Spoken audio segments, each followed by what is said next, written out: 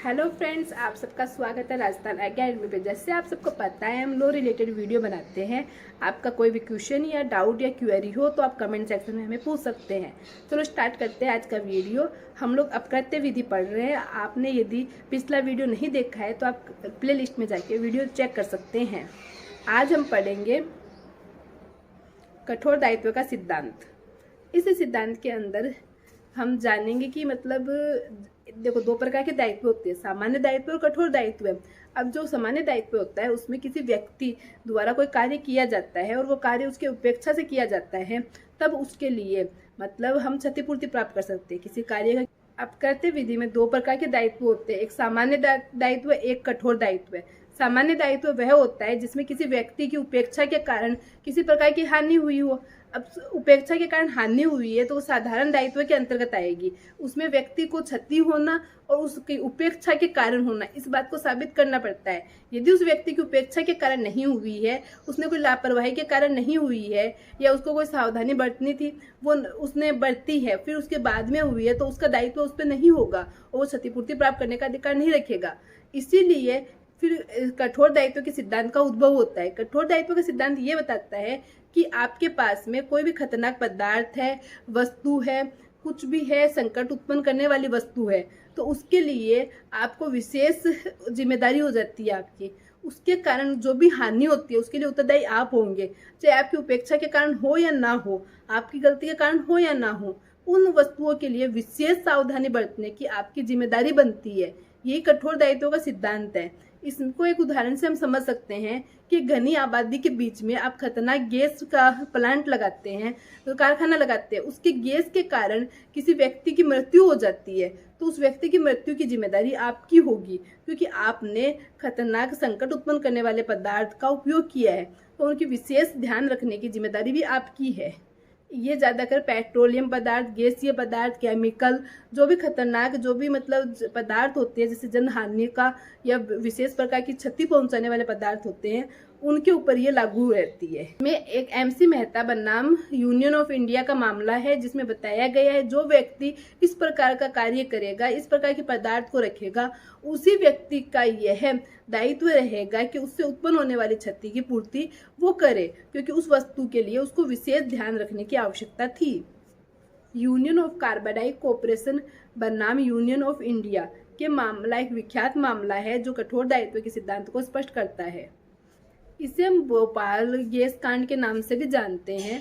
1984 में जब भोपाल के अंदर स्थित कार्बाइड कॉर्पोरेशन से किसी गैस के लीकेज हो जाने के कारण 2500 व्यक्ति की मृत्यु हो गई, तो उसके लिए उस पे कठोर दायित्व का सिद्धांत लगा कि आपकी जिम्मेदारी थी कि आपके कारखाने के अंदर, आपके प्लांट के अंदर जो गैस है उसकी जिम्मेदारी आपकी, आप पे कठोर दायित्व का सिद्धांत लागू होता है। इसके तहत उन्हें 470 करोड़ रुपए क्षतिपूर्ति के लिए देने पड़े।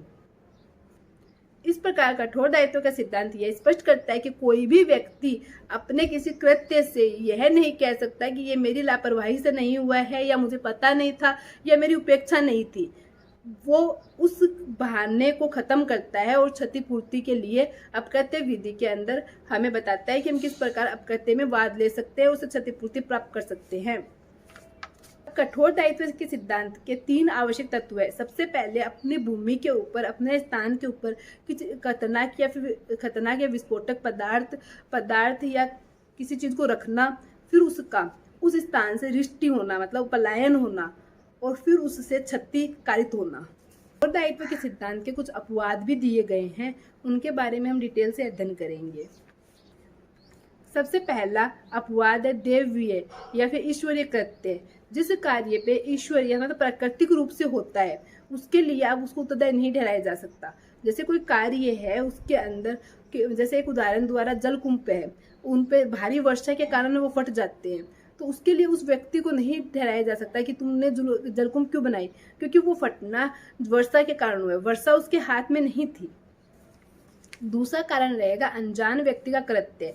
मतलब किसी कार्य के लिए कोई तीसरा व्यक्ति किसी की भूमि में अतिक्रमण करके वो कोई कार्य करता है, तो उसके लिए उत्तरदायी उस व्यक्ति को नहीं ठहराया जा सकता जिसकी वो भूमि है, जिसके पास वो पदार्थ है। इसे एक उदाहरण द्वारा समझ सकते हैं। जैसे एक तालाब है, उसका पानी निकलने के लिए नाली बनाई हुई है, किसी व्यक्ति ने उस नाली को अवरोधित कर दिया, उस अवरोध के कारण वो पानी पड़ोस वाले प्लॉट के अंदर चला गया, तो उसके लिए आप वाद जो जिसका तालाब है उस पर वाद नहीं ला सकते, क्योंकि उन्होंने तो पानी निकलने की सही व्यवस्था की थी, सारा कार्य किया हुआ था। किसी ने उस रास्ते को ब्लॉक्ड कर दिया, तो उसमें वो क्या कर सकता है, उसको पता ही नहीं था कि वो कार्य उस प्रकार ब्लॉक्ड है।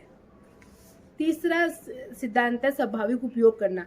कोई व्यक्ति है अपनी भूमि पर कोई संभाविक उपयोग कर रहा है, कोई साधारण उपयोग कर रहा है, उसके कारण कोई क्षति उत्पन्न हुई है, तो उसके लिए आप उसको कठोर दायित्व के सिद्धांत उत्तरदायी नहीं ठहरा सकते हैं। जैसे मान लीजिए मैंने खाना बनाने के लिए अपने घर पे आग जलाई, तो आग का उपयोग किया। खाना बनाने के लिए आग का उपयोग करना एक साधारण उपयोग है।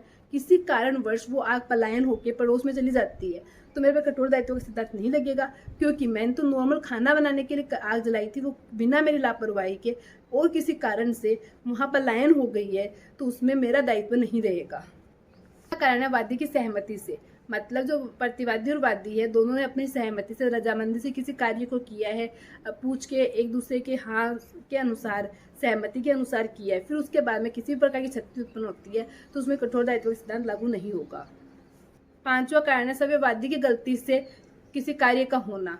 मतलब जो कार्य है, जो उसकी मतलब प्रतिवादी की भूमि पे कोई वस्तु है और वो किसी वादी के खुद के कार्य के कारण उसको नुकसान पहुंचाती है, तो कठोर दायित्व का सिद्धांत लागू नहीं होता है। मान लीजिए मेरे घर पे जहरीली झाड़ियाँ लगी हुई है, अब वो झाड़ियाँ लगी हुई है, फिर ठीक है, फिर जो मेरे पड़ोस में व्यक्ति है वो अपने घोड़े को मेरे घर की दीवार के पास में लाके के खुद वो झाड़ियों की पत्तियाँ खिलाता है, और फिर मेरे कठोर दायित्व का सिद्धांत लगाता है कि आपने मेरे घोड़े को मार दिया, आपकी झाड़ियाँ थी, जहरीली थी, इसके कारण वो मरा इसको खा के। पर वो तो वादी की सहमति से था, वादी ने खुद ने उसको खिलाया है, तो इसमें मेरी क्या जिम्मेदारी होगी, तो वहाँ पे ये कठोर दायित्व का सिद्धांत लागू नहीं होता है। छठा पॉइंट है सामान्य लाभ होना।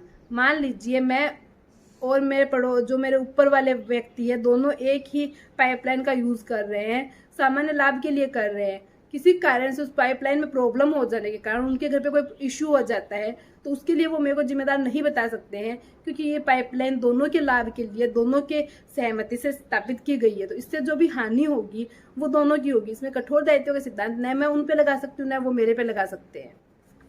प्राधिकृत कार्य, कोई कार्य है जो विधि के अनुसार किया जा रहा है, विधि की अनुमति से किया जा रहा है, उसके कारण कोई कार्य, उस कार्य के कारण कोई क्षति उत्पन्न हो रही है जो विधि द्वारा लगाई गई है। जैसे मान लीजिए मुझे पाइपलाइन लेने का विधि द्वारा अधिकार है, मैंने वो पाइपलाइन ली, उस पाइपलाइन के कारण किसी ब्लॉकेज के कारण, उस कारण किसी पड़ोस में किसी व्यक्ति को प्रॉब्लम हुई, तो उसके लिए वो मेरे पे कठोर दायित्व का सिद्धांत नहीं लगा सकते हैं, क्योंकि मैंने ये कार्य विधि के अनुसार किया है। इस प्रकार रिलायंस बनाम फर्नीचर का मामला तो हमारे भारत में लागू होता है, पर रिलायंस बनाम फर्नीचर के जो ये अपवाद है वो भारत में लागू नहीं है। ये सारे अपवाद रिलायंस बनाम फर्नीचर के मामले में हमारे सामने आते हैं।